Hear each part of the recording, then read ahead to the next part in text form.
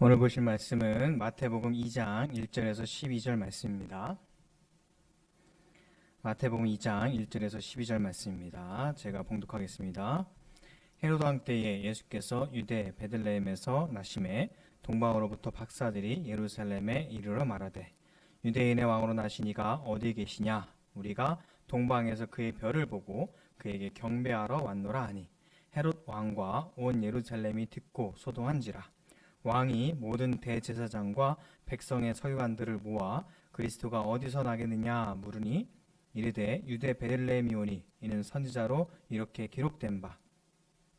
또 유대 땅 베들레헴아 너는 유대 고을 중에서 가장 작지 아니하도다. 내게서 한 다스리는 자가 나와서 내 백성 이스라엘의 목자가 되리라 하였음이니이다. 이에 헤롯이 가만히 박사들을 불러 별이 나타난 때를 자세히 묻고 베들레헴으로 보내며 이르되 가서 아기에 대하여 자세히 알아보고 찾거든 내게 고하여 나도 가서 그에게 경배하게 하라. 박사들이 왕의 말을 듣고 갈새 동방에서 보던 그 별이 문득 앞서 인도하여 가다가 아기 있는 곳 위에 머물러 서 있는지라. 그들이 별을 보고 매우 크게 기뻐하고 기뻐하더라. 집에 들어가 아기와 그의 어머니 마리아가 함께 있는 것을 보고 엎드려 아기께 경배하고 보배합을 열어 황금과 유향과 모략을 예물로 드리니라. 그들은 꿈에 헤로데게로 돌아가지 말라 지시하심을 받아 다른 길로 고국에 돌아가니라. 아멘. 할렐루야. 주의 이름으로 사랑하고 축복합니다. 예수님이 나타나신 주현절, 보통 세례 장면에서 예수님께서 공식적으로 세상에 나타나십니다. 하지만 동방박사들의 경배로 인해서 세상에 유대인의 왕으로 나셨음을 알려지죠. 그래서 주현절에 또한 동방박사들의 이야기가 함께 많이 읽혀집니다. 여러분은 누구를 따라해 본 적 있으시죠? 동생은 언니 따라쟁이입니다. 언니가 하는 건 다 따라서 해보고 싶어요. 요즘 인플루언서라고 하죠. 타인에게 영향을 많이 끼치는 사람입니다. SNS 팔로워가 많은 사람, 그런 사람이 어떤 행동을 한다든지 그러면 따라서 구매를 하고, 어떤 때는 또 드라마를 보다가 그 장면에서 맛있는 라면이나 짜장면을 먹으면 갑자기 먹고 싶잖아요. 이렇게 영향을 우린 받고 살죠. 부모님들은 아이들에게 어렸을 때 위인전을 많이 읽혀서 그런 위인과 같이 되기를 원하기도 합니다. 따라하고 싶고 또 배우고 싶고 영향을 받고 싶은 사람, 본받고 싶은 사람, 인생의 멘토가 있으신가요? 누굴 따라가느냐, 무엇을 따라가느냐, 우리 인생에서 참 중요한 문제입니다. 여러분은 이것저것 이 사람 저 사람 혹은 이 말 저 말 갈팡질팡 따라가지 마시고요. 오직 하나님의 말씀을 따라가시는 저와 여러분 되기를 간절히 바랍니다. 또한 말씀이 육신이 되어 오신 예수님을 따라가시기를 간절히 축원합니다. 오늘 말씀에 동방박사들이 헤로드 왕 때의 예루살렘에 이릅니다. 이미 예수님은 예루살렘에서가 아니라 베들레헴에서 태어나셨죠. 그들이 동방의 현자들, 와이즈맨이라는 사람들인데 유대 기준에서는 동방이었고, 그럼 바벨론이나 아마 페르시아일 겁니다. 거기서 하늘을 관찰을 하다가 유대 쪽, 그러니까 그들 기준에서는 서쪽에서 뭔가 특별한 자연 현상이 일어난 거예요. 그걸 보고 야, 이 정도 현상이면 저쪽에서 뭔가 위대한 탄생이 났겠구나, 그렇게 생각을 했겠죠. 그들이 갖고 있는 과학 지식이나 현상에 대한 그런 해석, 그거에다가 기본적으로 그들은 페르시아나 바벨론에 오랫동안 이주해서 살고 있었던 유대인들로 인해서 자기들의 메시아에 대한 이야기를 아마 들었을 겁니다. 그래서 유대 땅에 드디어 그들이 기다리고 있던 큰 지도자가 나셨겠구나라고 생각을 하고 그렇게 추측을 하면서 서쪽으로 온 거죠. 그래서 유대 땅에 도착을 합니다. 자, 한 나라의 수도는 왜 수도일까요? 누가 살아서 수도죠? 훌륭한 대학, 기업, 멋있는 건물, 인구수 이런 것이 수도를 결정합니까? 아니죠. 왜 수도냐? 수도에 왕이 살고 대통령이 살기 때문에 수도입니다. 우리나라의 서울엔 누가 살고 있죠? 대통령이 살고 있고요. 미국의 수도 워싱턴에는 미국 대통령이 지금 살고 있어요. 그렇죠? 그런데 우리나라 대통령들 고향은 어딜까요? 서울일까요? 서울이 고향인 대통령은 한 사람도 없더라고요. 이승만 대통령 1대부터 3대인데 황해도 평산이 고향이고요. 윤보선 4대는 충청남도 아산, 박정희 5대부터 9대, 경상북도 구미, 최규하 10대, 강원도 원주, 전두환 11, 12, 경상남도 합천, 노태우 13대, 대구, 김영삼 14대, 경상남도 거제, 15대, 김대중 대통령, 전라남도 신안, 16대 노무현 대통령, 경상남도 김해, 17대 이명박, 일본 오사카, 18대 박근혜, 대구, 지금 문재인 대통령도 부산. 야, 서울은 아무도 없네요. 자, 왕이 살고 있는 곳이 수도인 것은 분명한데요.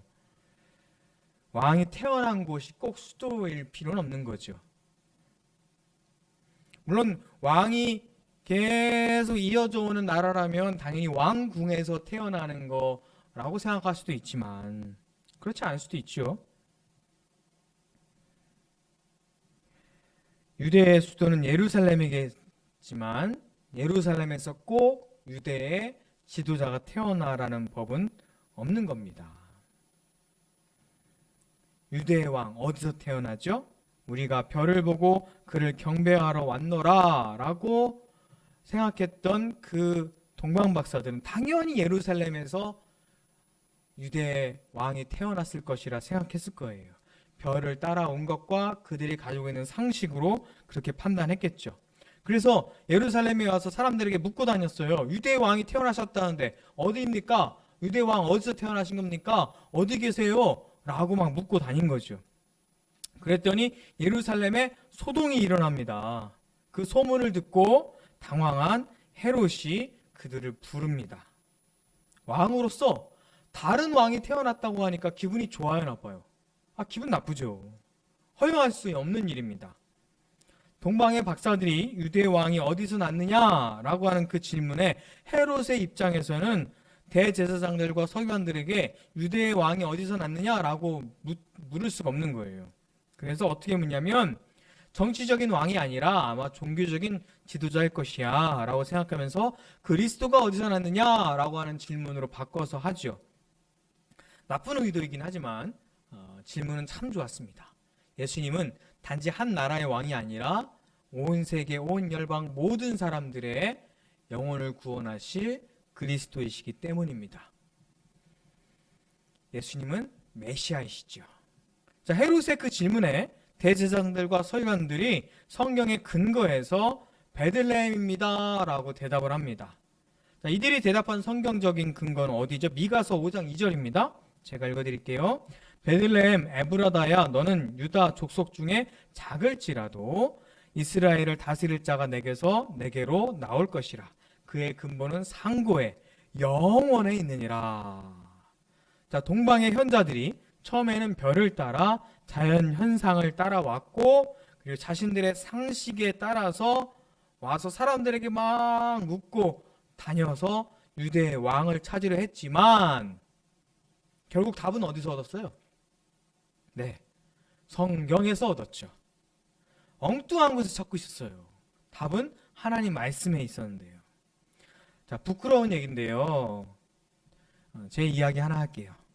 요즘이야 내비게이션이 있어서 주소를 딱 치면 정확하게 그 장소로 인도해 주죠. 근데 제가 군목할 때, 화천에서 군목할 때 2006년도에는 그런 게 없었어요. 춘천에 어떤 목사님을 만나서 그분 집을 이렇게 가야 되는데 그분이 자기를 따라오라고 그러는 거예요. 그래서 그분 차종하고 그분 차 색깔을 이미지 딱 눈에 넣고 따라가는데 그 차가 딱 서서 내리는데 운전자가 그분 목사님이 아니라 엉뚱한 사람인 거예요. 알고 봤더니 똑같은 차종에 똑같은 색깔의 차가 중간에 이렇게 딱 끼어들었는데 그거를 못 보고 엉뚱한 차를 따라간 거죠. 차 번호를 기억하고 정확히 따라갔어야 되는데 잘못 따라가가지고 중간에 또 전화도 하고 그런 일이 있었습니다. 여러분 누구를 따라가고 계신가요? 엉뚱한 사람 따라가고 있지 않나요? 엉뚱한 곳에서 찾고 있지 않습니까? 엉뚱한 사람들에게 묻고 있지 않습니까? 예수님을 따라가시기를 간절히 바랍니다. 여러분 사람 믿으면 안 돼요. 여러분 어디서 찾고 계셔요? 누구의 소리를 들으며 진리를 찾고 있습니까? 다른 현상, 다른 사람들의 말, 나의 상식, 나의 삶을 조금 나아지게 할 수는 있겠죠. 하지만 궁극적인 진리는 분명히 성경에서 찾을 수 있고 말씀을 따라 살 때 이룰 수 있습니다. 헤롯이 가만히 박사들을 불러서 별이 나타난 때를 물어요. 어디서 태어났느냐는 베들레헴이라고 알았으니까 언제쯤 태어났느냐를 알면 대충 어떤 애들인지 좀 범위를 좁힐 수 있잖아요. 나중에 이 헤롯이 아주 끔찍한 유아살해 사건이 그 뒤에 이어지는데 아기에 대해서 자세히 묻습니다. 그래서 헤롯에게 고하라고 하는데 선한 의도가 당연히 아니죠. 자기 말고 다른 왕의 싹을 싹 잘라버리고 싶은 마음이 있었을 거예요. 다 죽여버리려고 하는. 박사들도 이 헤롯의 악명과 포악함을 이미 듣고 알고 있었어요. 그래서 이 말 뒤에 숨겨진 그의 간계를 간파할 수 있었습니다. 자, 동방의 박사들이 별의 인도함을 받고 여기까지 왔지만 이제는 그들의 목적지가 분명해졌어요. 헤롯을 헤어지고 나와서도 또 전에 인도함을 받았던 별을 따라가긴 했지만 그들은 성경에서 말씀하신 베들레헴으로 가기 시작했습니다. 아기 예수님이 계신 집에 도착하여서 아기와 아기 어머니 마리아가 함께 계신 것을 보고 그들이 엎드려 아기께 경배합니다. 그리고 보배압을 열어서 그 안에서 황금과 유향과 모략을 꺼내서 예물로 드리죠. 자, 이 장면은 구약의 이사야 60장의 말씀을 이 동방 박사들로 하여금 실현시키십니다.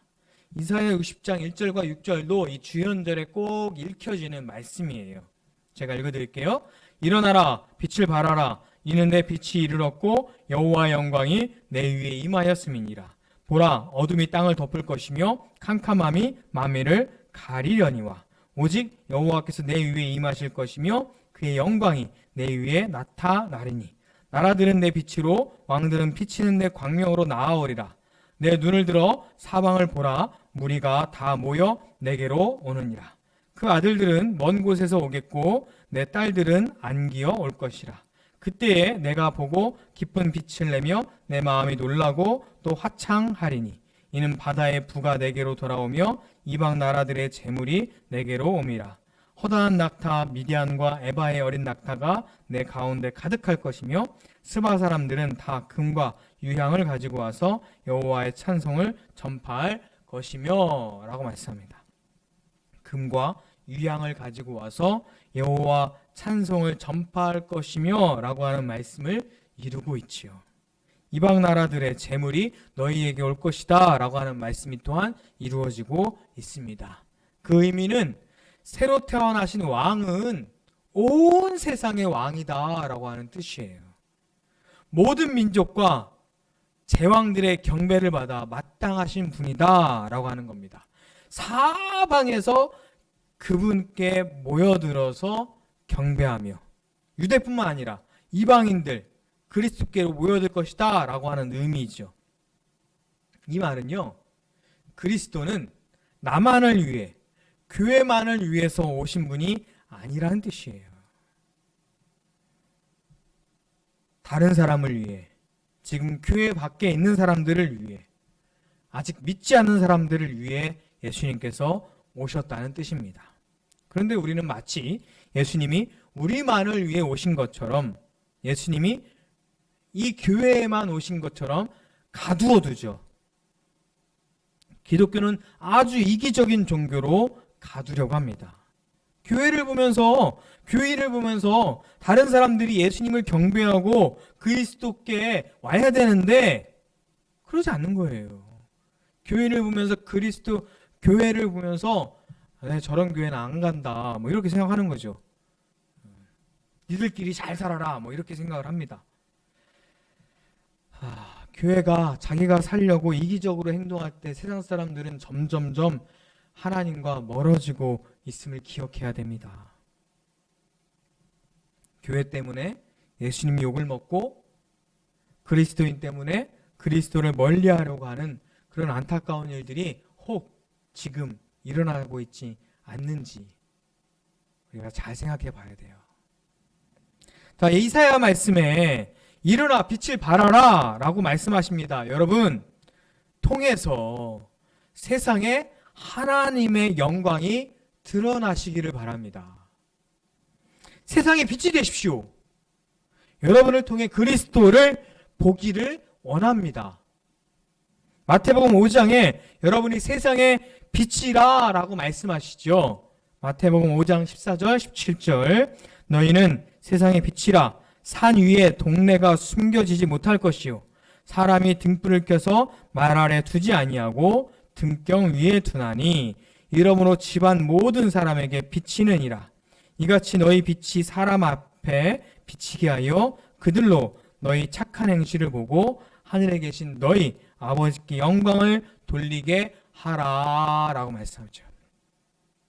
자, 동방 박사들이 통해서 아무도 몰랐을 이 아기 예수님, 물론 예수님 부모가 알고 목자가 알았지만 예루살렘에 누가 그 소식을 알았겠어요? 동방 박사들을 통해서 예루살렘이 떠들썩했죠. 그리고 그들의 행위를 통해서 하나님의 말씀을 이룹니다. 별만 따라가면, 즉 현상을 따라가면 될 것 같았지만 엉뚱한 곳에서 갑니다. 사람들 말만 들으면 될 것 같았지만 사람들 말에는 진리가 없었어요. 진리는 오직 하나님의 말씀 안에 있었습니다. 말씀을 따라 살아가는 저와 여러분 통해서 진리가 이루어지기를 간절히 바라요. 자, 세상의 빛이 되라고 말씀하시죠. 너희의 착한 행실을 보고 하늘에 계신 너희 아버지께 영광을 돌리게 하라라고 분명히 말씀하십니다. 자, 선한 영향력을 미쳐라라고 말씀하시죠. 착한 행실은 뭐죠? 여기서 선한 영향력은 뭘까요? 이런 거예요. 여러분 덕분에 살았습니다. 당신 덕분에 제가 성장했습니다. 당신 덕분에 제가 웃었어요.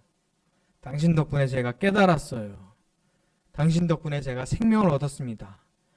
당신 덕분에 제가 다시 일어설 수 있는 용기를 얻었습니다. 당신 덕분에 지구가 살고 있어요. 여러분 덕분에 하나님을 만났습니다. 라고 하는 거. 이런 게 바로 착한 행실이며 선한 영향력이죠. 여러분 덕분에 생명을 얻고 용기를 얻고 다시 일어서며 하나님을 만나는 사람들이 일어나기를 주의 이름으로 간절히 축원합니다. 그래서 말씀을 따라 살고 하나님 말씀을 이룰 때 저와 여러분을 통해서 하나님께서 영광을 받으시고 예수 그리스도께 나에게만 나타나는 것이 아니라 다른 사람에게, 이방 사람들에게, 안 믿는 사람들에게 그리스도께서 나타나시기를 간절히 축원합니다. 기도하겠습니다. 사랑과 은혜 하나님 감사합니다. 하나님, 오늘 말씀을 통해서 우리가 세상에 빛을 내기 원합니다. 동방 박사들을 통해서, 그들의 경배를 통해서, 그들의 예물을 통해서 하나님께 영광을 돌리며 하나님의 말씀이 이루어진 것처럼, 또한 예수 그리스도의 탄생이 세상에 떠들썩하게 알려진 것처럼 우리의 경배와 우리의 말씀을 따라 사는 삶을 통해서 예수 그리스도가 나타나게 하시고 세상에 빛이 드러나게 하여 주시옵소서. 하나님, 우리의 삶을 통해서 우리의 섬김을 통해서, 우리의 헌신을 통해서, 우리의 복음 전함을 통해서 세상에 빛이 되게 하시며, 당신 덕분에 살았습니다. 당신 덕분에 용기를 얻었습니다. 당신 덕분에 따뜻해졌습니다. 당신 덕분에 하나님을 내가 만났습니다. 라고 하는 고백들이 일어나게 하시고, 착한 행실, 선한 영향력을 끼치는 사람이 되게 하여 주시옵소서. 오늘 또한 예물을 드립니다. 이 예물을 주님 기뻐 받아 주시고, 이 예물 하나님을 사랑하는 마음으로 드렸습니다. 하나님, 이 예물을 통해서 주의 교회가 든든하게 서게 하시고, 이 예물 드린 손길들을 하나님께서 붙잡아 주시며 그들의 삶 가운데 하나님의 사랑과 은혜가 충만하게 하여 주시옵고, 그들이 하는 모든 기도의 제목이 주의 뜻 가운데 이루어지게 하여 주시옵소서. 너무나 춥고 너무나 힘들 때입니다. 코로나로 힘들고 입시로 힘들고 또한 하는 일이 잘 안 돼서 힘들고 건강 때문에 힘듭니다. 하나님, 그들의 삶 가운데 주님께서 능력을 더하여 주시옵고 그들을 붙잡아 일으켜 주시며, 나만 위해 사는 사람이 아니라 나로 인하여 다른 사람들이 더불어 함께 살아가는 하나님의 역사가 일어나게 하여 주시옵소서. 이제는 우리 주 예수 그리스도의 은혜와 하나님의 크신 사랑과 성령의 함께 하심이 영원히 함께 하심을 간절히 축원하옵나이다. 아멘.